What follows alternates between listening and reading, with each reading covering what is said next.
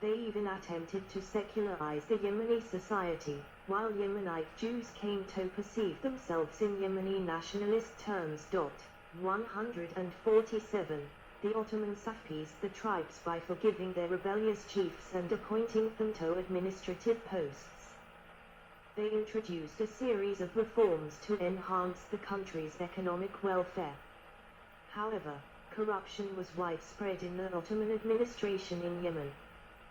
This was because only the worst of the officials were appointed, because those who could avoid serving in Yemen did so. 148. The Ottomans had reasserted control over the highlands for a temporary duration. 144. The so-called Tanzimat reforms were considered heretic by the Zaidi tribes. In 1876, the Hashid and Baikal tribes rebelled against the Ottomans. The Turks had to appease them with gifts to end the uprising. 149. The tribal chiefs were difficult to appease, and an endless cycle of violence curbed Ottoman efforts to pacify the land.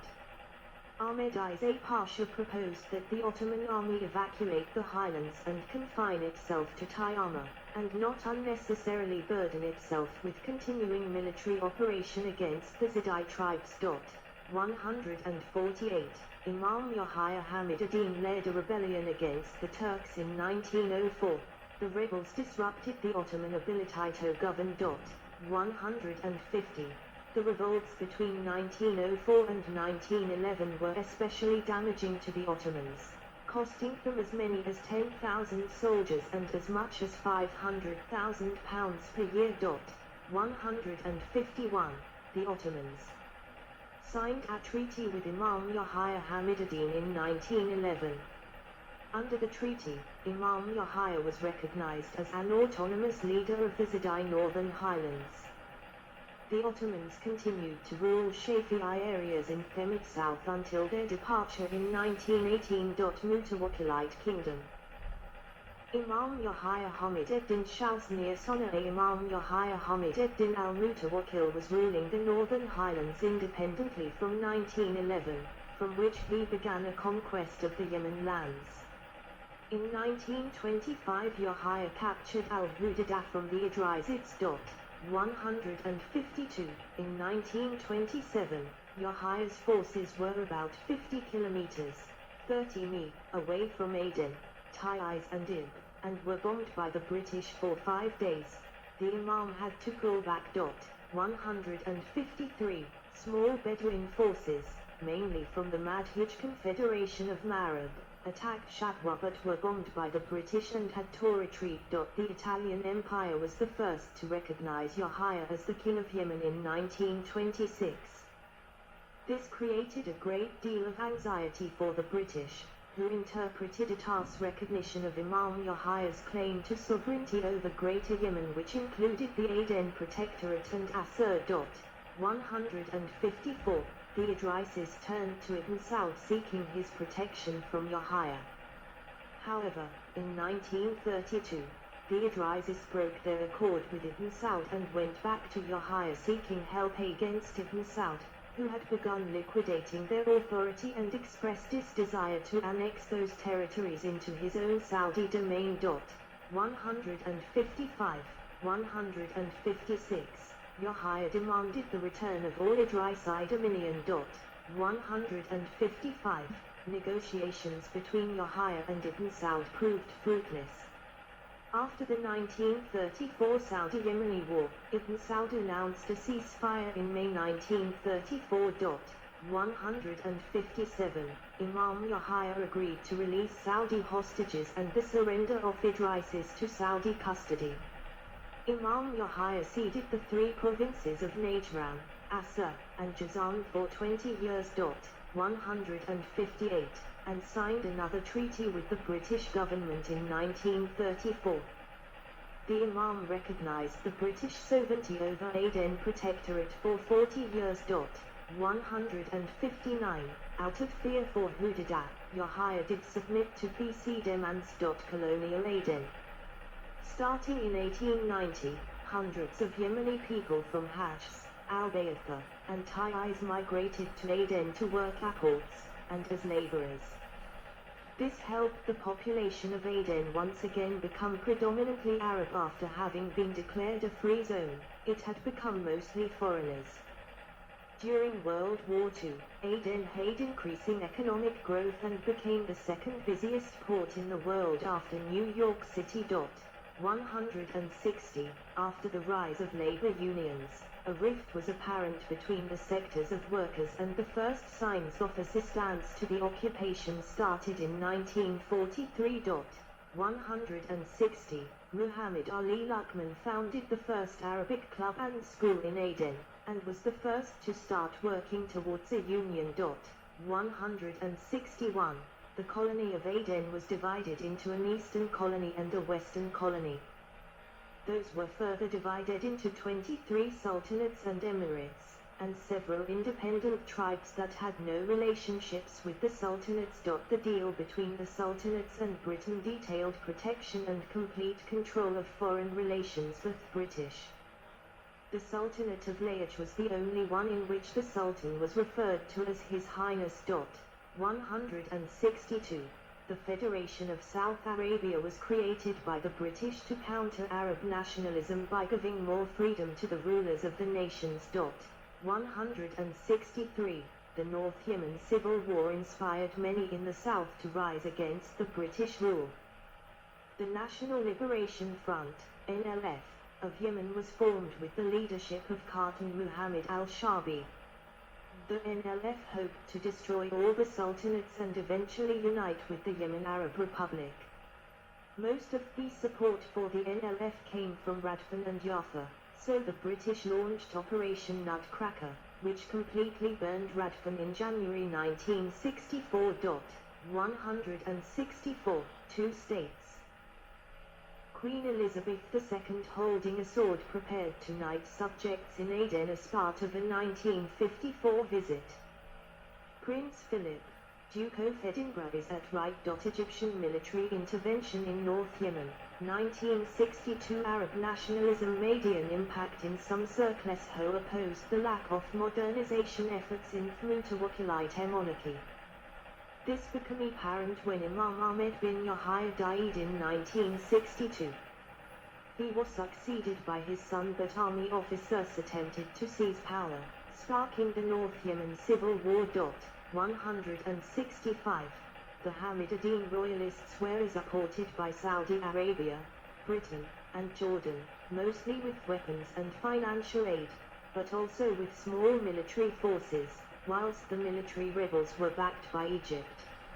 Egypt provided rebels with weapons and financial assistance, but also sent a large military force to participate in the fighting. Israel covertly supplied weapons to the royalists to keep the Egyptian military busy in Yemen and make Nasser less likely to initiate a conflict in the Sinai. After 6 years of civil war, the military rebels formed the Yemen Arab Republic. 166. British Army's counter-insurgency campaign in the British-controlled territories of South Arabia, 1967. The revolution in the north coincided with the Aden emergency, which hastened the end of British rule in the south. On 30 November 1967, the state of South Yemen was formed, comprising Aden and the former Protectorate of South Arabia. The socialist state was later officially known as the People's Democratic Republic of Yemen, and a program of nationalization was begun. 167. Relations between the two Yemeni states fluctuated between peaceful and hostile. The south was supported by the Eastern Bloc. The north, however, was not able to get the same connections. In 1972, the two states fought a war. The war was resolved with a ceasefire and negotiations brokered by the Arab League, where it was declared that unification would eventually occur. In 1978, Ali Abdullah Saleh was named as president of the Yemen Arab Republic. 168. After the war, the North complained about the South's help from foreign countries.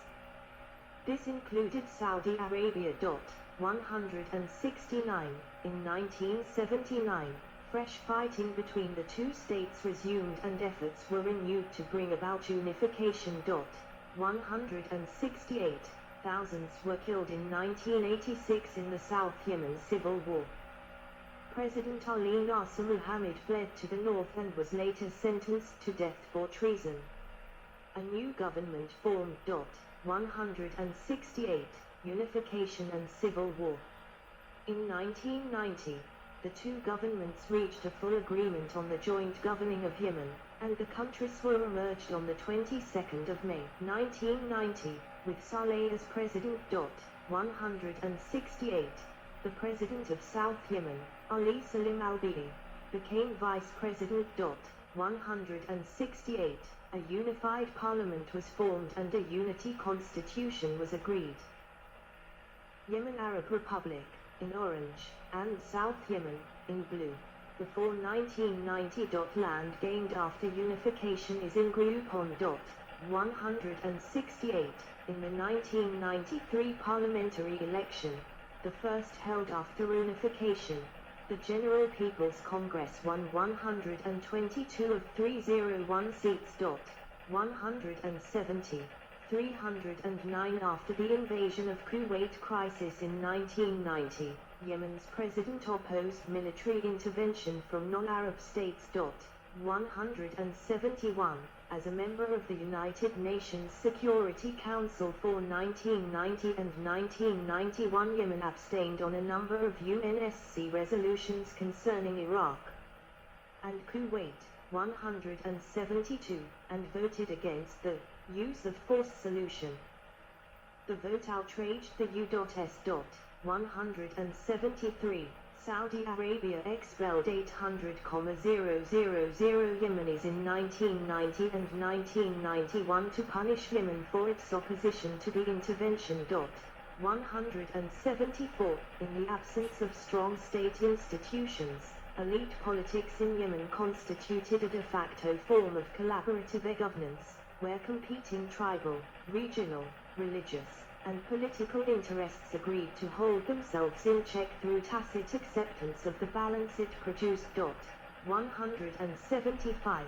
The informal political settlement was held together by a power-sharing deal among three men: President Saleh, who controlled the state; Major General Ali Mohsen al-Amar, who controlled the largest share of the Republic of Yemen armed forces; and Abdullah ibn Hussein al-Amar, figurehead of the Islamist al-Islah Party and Saudi Arabia's chosen broker of transnational patronage payments to various political players.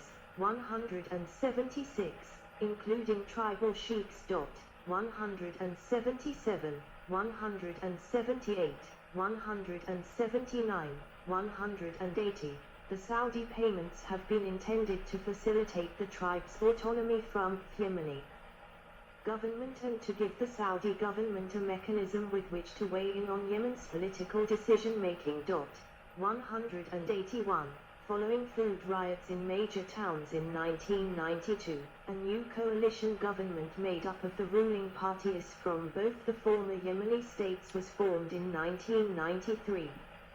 However, Vice President al-Bihi withdrew to Aden in August 1993 and said he would not return to the government until his grievances were addressed. These included northern violence against his Yemeni Socialist Party, as well as the economic marginalization of the South. 182. Negotiations to end the political deadlock dragged on into 1994. The government of Prime Minister Haider Abu Bakr al-Attaz became ineffective due to political infighting. 183. An accord between northern and southern leaders was signed in Amman, Jordan on the 20th of February 1994, but his could not stop the civil war. 184. During these tensions, both the northern and southern armies, which had never integrated, gathered on their respective frontiers. 185. Contemporary Yemen. Ali Abdullah Saleh became Yemen's first directly elected president in the 1999 presidential election, winning 96% of the vote. 170. 310. The only other candidate, Najib Khatun al-Sha'abi was the son of Khatun Muhammad al-Sha'abi, a former president of South Yemen. Though a member of Saleh's General People's Congress (GPC) party, Najib ran as an independent. 187. In October 2017, U.S. personnel died after an al-Qaeda suicide attack on the U.S. naval vessel USS Cole in Aden. After the 11th of September attacks on the United States, President Saleh assured U.S. President George W.